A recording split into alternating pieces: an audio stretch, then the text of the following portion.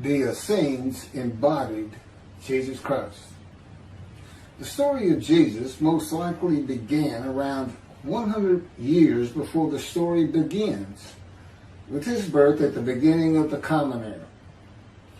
The first written version of the story is the Gospel of Mark that dates from 70 Common Era, about 40 years after the story says Jesus died. This is also the time of the Jewish revolt against Rome and the defeat and expulsion of the Jewish people from the Promised Land. The knowledge of the Hebrew Bible in a time of illiteracy indicates that the Gospel of Mark was written by rabbis, or very learned men in Judaism. Men who decided they needed to write down this story that had been circulating by word of mouth and storytelling for as many as 170 years, beginning with the founder of the Judaism sect of the Essenes, the prolific writers of the Dead Sea Scrolls, to make money. Their temple, homes, and country were gone. And it was desperate times for the Jewish people. The name of the founder of the Essenes was with a capital T, the teacher of righteousness. That was his name, the teacher of righteousness. Meaning he was believed to be the man described in Isaiah 53 who makes the many righteous. The man Jesus claimed to be. According to the oral story that most likely began 100 years before the Common Era, BCE, with this man called the teacher of righteousness, who established a sect of Judaism known as the Essenes, this teacher of righteousness who fought with a wicked priest. All this information is in the Dead Sea Scrolls. Fought with a wicked priest. Did not like the way the temple was being run. Did not like all the sinning going on in Jerusalem, and did not live there, and despised riches and the material things of the world, just like Jesus, who also claimed to be the teacher of righteousness. The oral storytellers, who were diverse and from different backgrounds, ethnicity, and ability, captured the imagination of the crowds with their oral skills and would earn their livelihood from donation of money and goods in the age of antiquity. Few could read in a world where literacy was restricted to just a few, and this did not begin to change until the Middle Ages. While the earliest forms of written communication date back to about 3,500 to 3000 BCE, literacy remained for centuries a very restricted ability closely associated with the exercise of power. Schools in ancient Israel, if any existed, served only the sons of the rich and the religious elite. Storytellers, in general, would be very learned men, captivating the imagination of the crowds at the gates and the meeting places of Jerusalem, with tales that people of a harsh and brutal time wanted to believe in. A time when medical treatment was primitive and life expectancy was 30 to 35 years, averaging those who died at birth to those who died with long life into their 70s and beyond. A time when people believed in mythical gods and gods who were men and making sacrifices to gods for favor and for safety, healing, long life, crops, and fertility. The Dead Sea Scrolls are generally thought to have been produced by the Essenes. No one really doubts it anymore. And the Essenes are a group that protested the way the temple was being run. Many of the Essenes went to the cliffs and the caves east of Jerusalem by the Dead Sea, known as Qumran, to prepare the way of the Lord, following the commands of the prophet Isaiah. Today, in this day, the day of the Lord, because the land burns again, the Jewish people have returned, and Jerusalem and the ruined cities have been rebuilt. Elijah clears the way for the Lord. They went to Qumran to get away from the sinning of the people of Jerusalem and the ways of the religious elite at the temple, which would have been Pharisees and Sadducees. The Essenes are never mentioned. They're never mentioned in the New Testament. Now, they are prolific writers. And they had their own gate. They had their own gate throughout the life of Jesus and for 40 more years until Jerusalem was destroyed. And that in 70 Common Era, when everything was being destroyed, that's when they put those scrolls deep into pottery, big pottery, and buried them. That's what kept them from disintegrating into dust. And if you ever look it up, I mean, when I say prolific, there must have been many people, they were copyists. But they also did, well, I'm going to get to it. They made commentary on the scrolls. One of the first leaders of the Qumran community, again, was the teacher of righteousness, identified in the Damascus document and the Habakkuk Pesher. A Pesher is a type of commentary in Hebrew. In the Pesher literature,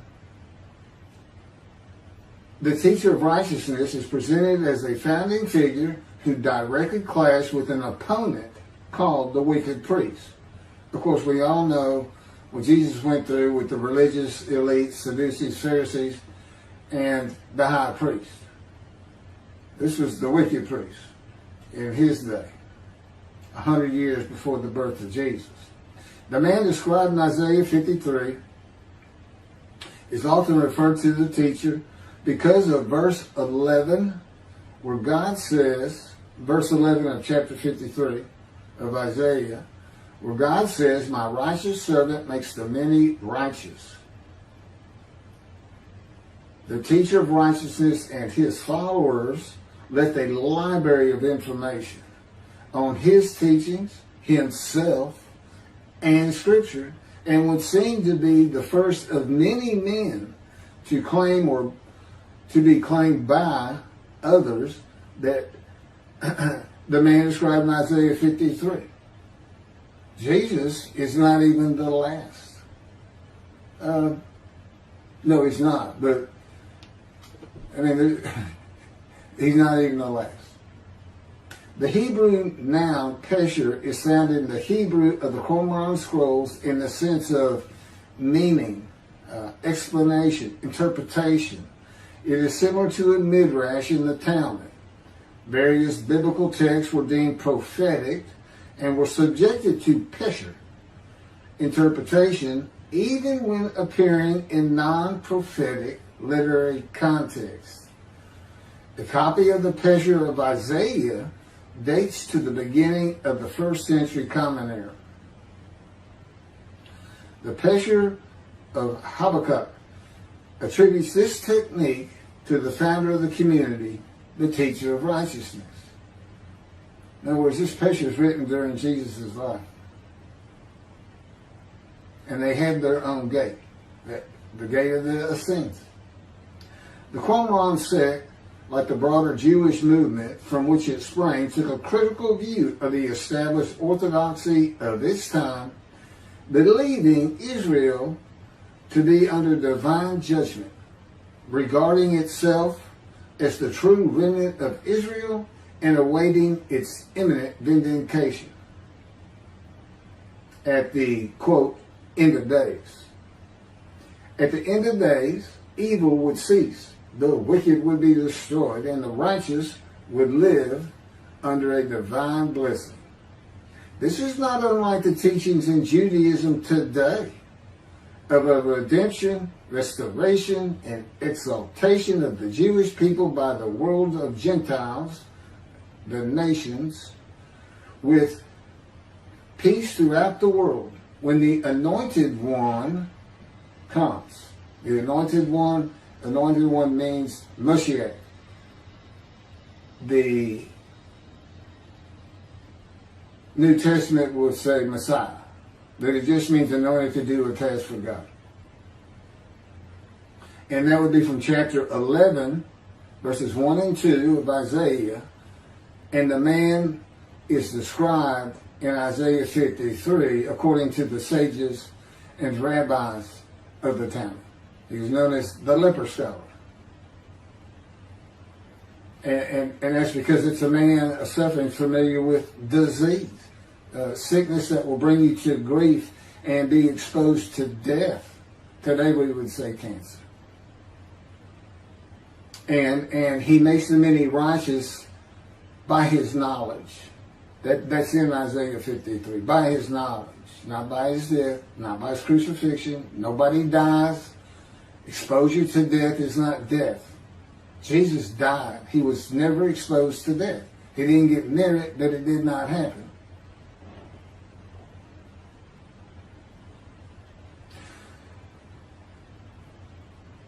This time that the Essenes were waiting upon, that they thought was imminent, did not happen for them. And it is this teaching that Jews for Judaism uses in the analysis that Isaiah 53 describes the Jewish people as God's righteous servant, as one man, Israel. The persecution of the Essenes and their leader, the teacher of righteousness, probably elicited the sect's apocalyptic visions.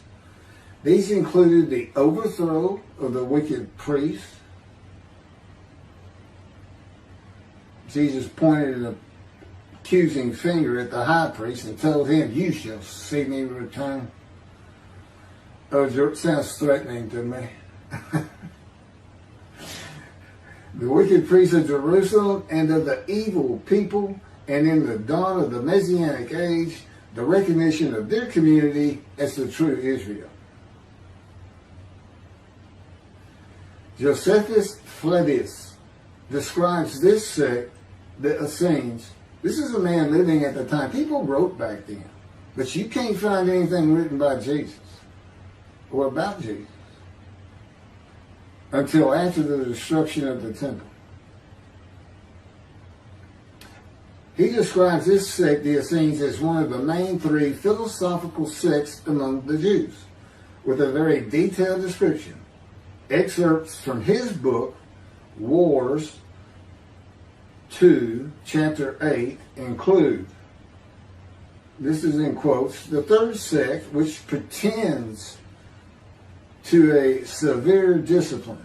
These men are despisers of riches, and so very communicative as raises our admiration. And as for their piety towards God, it is very extraordinary.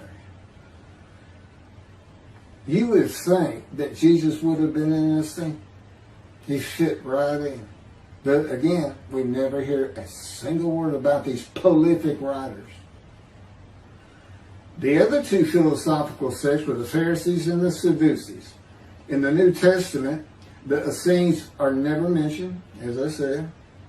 All the stories of Jesus and his clashes with the religious elite of Jerusalem in the New Testament are with the Pharisees and the Sadducees. According to this same Josephus, the name of the gate in the southern wall of Jerusalem at Mount Zion was called the Essenes Gate. Everything about the Essenes says Jesus would have been one.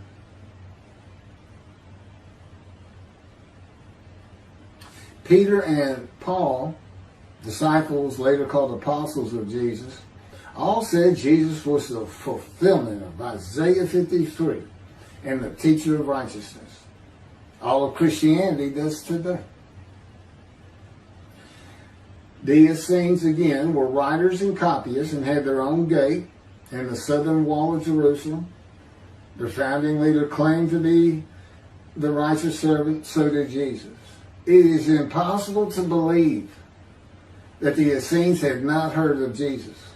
It is impossible to believe they would not have gone to Jesus to question him and verify the stories around him and his claim of being God's righteous servant and right about him. Because they believed that their founder was the Moshiach and that the end times were coming. Moshiach, anointed one, described in Isaiah 53. They're great followers of the things Isaiah had to say, and there's a picture written on it during the life of Jesus. It's impossible to believe it.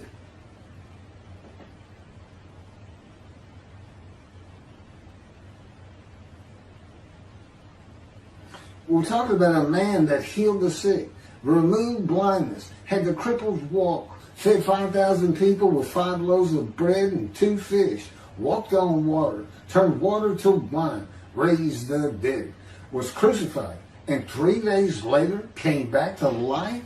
And you think these people, how about Joseph Philadelphus? Why didn't he mention that? He talks about the destruction of the temple. He was there. The Essenes were present in and around Jerusalem for 100 years before the birth of Jesus and another 40 or so years after his death at the age of 30 in the first written story of him and his life in 70 Common Era. There is not one word written by the Essenes of Jesus. There is no account in the New Testament of Jesus and an Essene.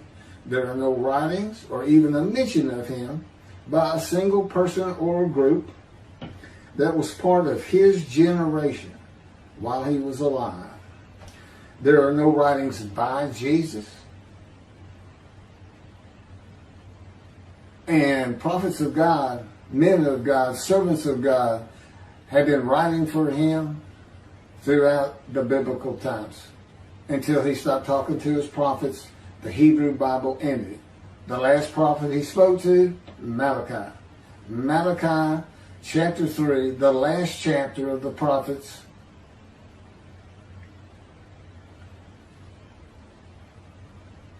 writes for God the prophetic announcement that he will return.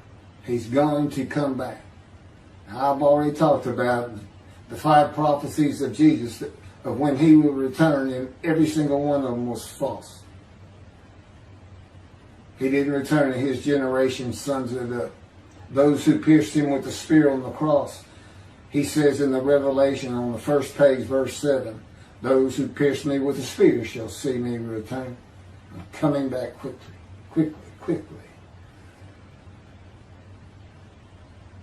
Nothing was written by his disciples. There are no writings by Herod or Pilate or any Roman newspaper, poem, or book of this man who healed the multitudes, fed the poor, walked on water, raised the dead, turned water to wine, was crucified and rose from the dead to human life, and then rose to heaven. That's where he's supposed to be returning from. While there are 3 Gospels under the names of 3 disciples, they are all considered pseudepigrapha. In Greek, that means falsely attributed. Writings which were attributed to authors who did not actually write them. And they were all written long after the death of Jesus, these Gospels, full of quotes and teachings from Jesus himself. Quoted parables, long speeches, Sermon on the Mount, long sermons that could not be accurate if passed by word of mouth. There is only one answer. The Essenes themselves, these writers and the storytellers of the day, had put this story together. And even though the writers of the gospel knew full well these rabbis are learned men of the Hebrew Bible, they knew it didn't really fit. But you know what else they knew? Nobody could verify. Nobody could check them. Nobody could check them. Now, I just did a video on the deceptions. The deceptive, it covers just Matthew. And there's 3 different stories of him and deceits in every one of them that you can go look up now. You can verify these things that I'm saying. I'm quoting them. I give the chapters, the books they come from. You can see Jesus changed Zechariah, verses 9 and 10, the verses, from riding an ass into Jerusalem and being crucified, as Jesus said all the prophets said of him, to what the prophet actually said. You can go look at it. He said he's going to go in, defeat Rome, defeat the enemy in Rome, which in Jesus' time, in Jerusalem, and be king of the world, which at the time would have been the nations of the Middle East. And he would tell them all to surrender. That's actually, that's part of the verse itself, verse 10. And he would defeat the enemy and have the nations surrender and be king from sea to sea, lands into ocean. I mean, you can't get more deceitful than that. You can't lie greater than that. You're manipulating Scripture, God's holy word, manipulating it, deleting a verse 10, telling your disciples, tell everybody these things. That's why he's telling them. Tell everybody these things. I'm going in. They're going to kill me. Okay. That's what the prophets say. Don't forget. I mean, that's what he's doing.